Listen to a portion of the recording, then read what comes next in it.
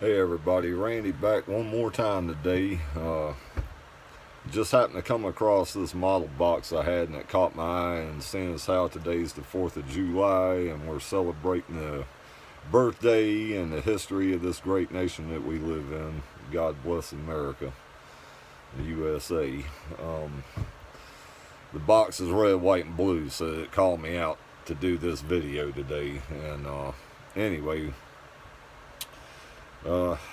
I came across, I'm going to tell you a little bit about the kit before I actually show it to you. I came across this thing in a model train hobby shop one day. I stopped in to buy some scale lumber when I was working on that little garage that I showed y'all in the previous video.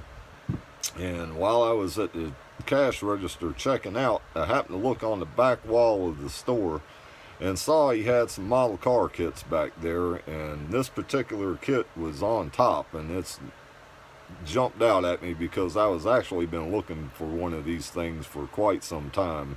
They've gotten scarce. I had one back when I was a kid, and between all the moving around and everything that we done and whatnot, it's long since gone.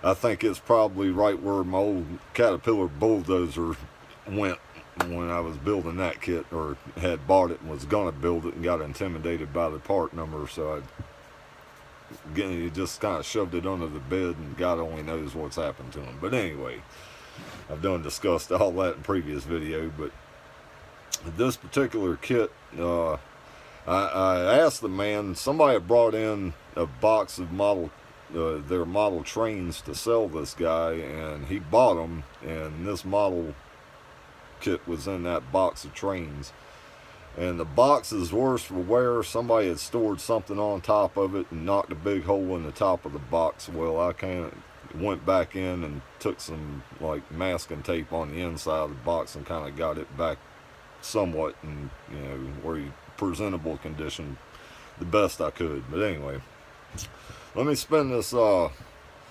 camera around and show you what it got. And I'm gonna try to keep this a little short, as short as possible. But once I show this kit to you guys, I would like to hear any of you older fellas out there that may have built this kit when you were younger, back when it came out.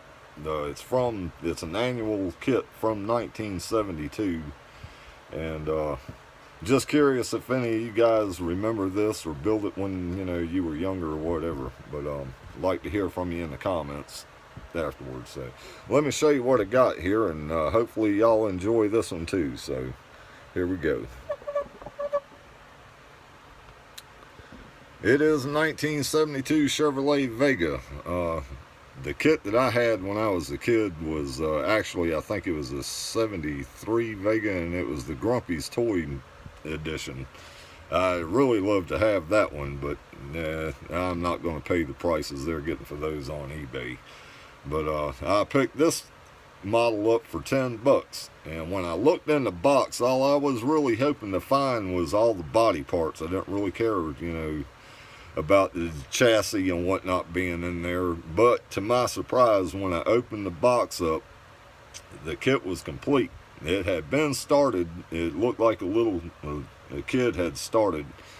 What he got done was had one of the rear wheels glued together, the rim and the inner wheel, and he had that stuck in one of the drag slicks, and that's all he did. That's as far as he got with the kit, and it got stuck back in the box and forgot about. So the body was unpainted. It was still in white plastic. The windows were, all the parts were out of the bag, the cellophane bag inside, so the windows kind of got scratched, and I did, I worked on them the best and got most of the scratches out. But anyway, I ended up blacking out the back window and the two back side windows. They were the worst for the scratches and everything, and put decals on it. And anyway, when I opened the box also, there was two items in this box that I thought was really cool. The first one being, I guess it was the color that the boy was going to paint the car, but it's a Testors lime green color. Look at that price tag, fellas. When was the last time you spent 39 cents on a bottle of Testor's paint? Is that not cool? The copyright on the back is 1971. I've tried to get the camera messing around before I started this video, and the camera will not zoom in on the copyright date. But this bottle of paint is from 1971, fellas. Still sealed. Of course, I'll never use it. It probably ain't no good, and I don't like that color anyway, but just the fact that it's from 1971, I thought was awesome. The next thing is this tube of model glue from Kmart. How many of y'all out there remember the Kmarts? But it's actually a tube of their model cement sold through their stores.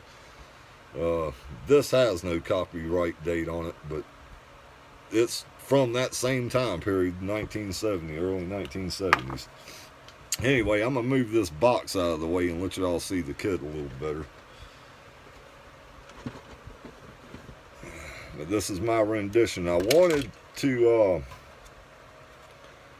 like I said, I was just hoping to find just the body inside because I wanted to Pro Street this thing, but being as how all the parts were there, let me get this back on here.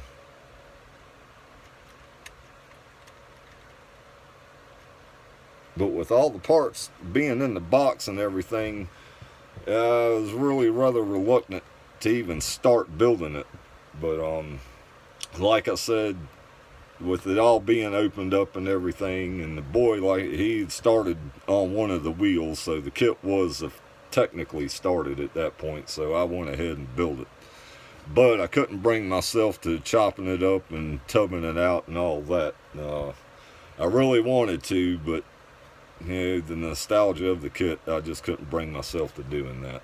But anyway, I painted the thing the Testor's fiery orange, that one coat lacquer, with a, I don't know if you can see down at the bottom by the very bottom body line on there is painted black.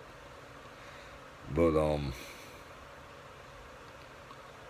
yeah, it turned out pretty decent. I used the wheels. The rims on this came out of the AMT 1962 Corvette, the Socket to Me edition. I kind of like these wheels. That's what they came out of. And I got the engine that came out of, that's the 383 out of the Revell 69 Nova kit. I used that engine and the automatic transmission out of the AMT 72 Chevrolet Nova kit, the old Pro model. I cut that transmission off and glued it onto the Revell block. But yeah, man, it's really, it is a cool little car. I know they weren't much when they were new, and they got a bad rep, and had serious overheating problems and whatnot. But and a lot of people said they were rusting out faster than they could sell. They would sit there on the car a lot and rust out brand new, which, you know, yeah, a lot of Chevys do. But anyway, yeah, I'd just like to hear from you guys that may have built this kit when it was brand new. It's now 46 years old. It's a 46-year-old model kit.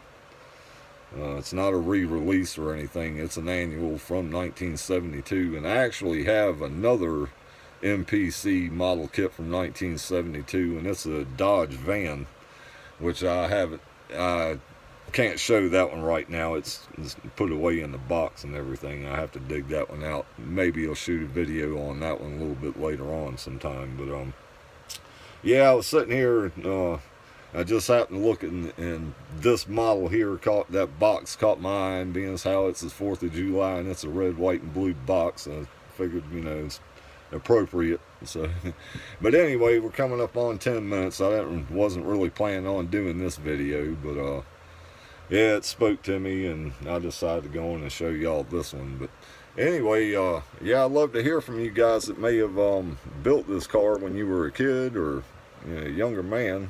It'd be really interesting. I kind of like the old nostalgic pieces and whatnot, but even though they were junk kits, you know, the fit issues and whatnot and everything, but still, you know, it is what it is. And I know I think it was either AMT or it was Round 2 was talking at one point. Now, I don't know if they still are or not, but they were talking about coming out with the it's a 74. Who was that guy? Larry something or other. I can't think of his name right now, but he had Stars and the Stripes Vega, and they were gonna re-release that kit. But I haven't seen it yet, and I read that a couple of years ago in one of the modeling magazines. I think it was Scale Auto or something. They did a short segment on it, but it's still yet to be seen. Now, I'd love to get that one, and I will chop that one up. I just didn't want to cut this one up because they're so hard, to come by, and when you do, they're like very, very, very expensive. So, anyway, with that being said, fellas, I'm going to wrap this video up here. And once again, thanks for all my subscribers, and thanks for everybody for watching and whatnot. And hope y'all enjoyed this one, and might bring back some memories for some of you guys. So anyway, y'all have a good one, and have a happy 4th of July, and I'll talk to y'all later. And God bless. Bye.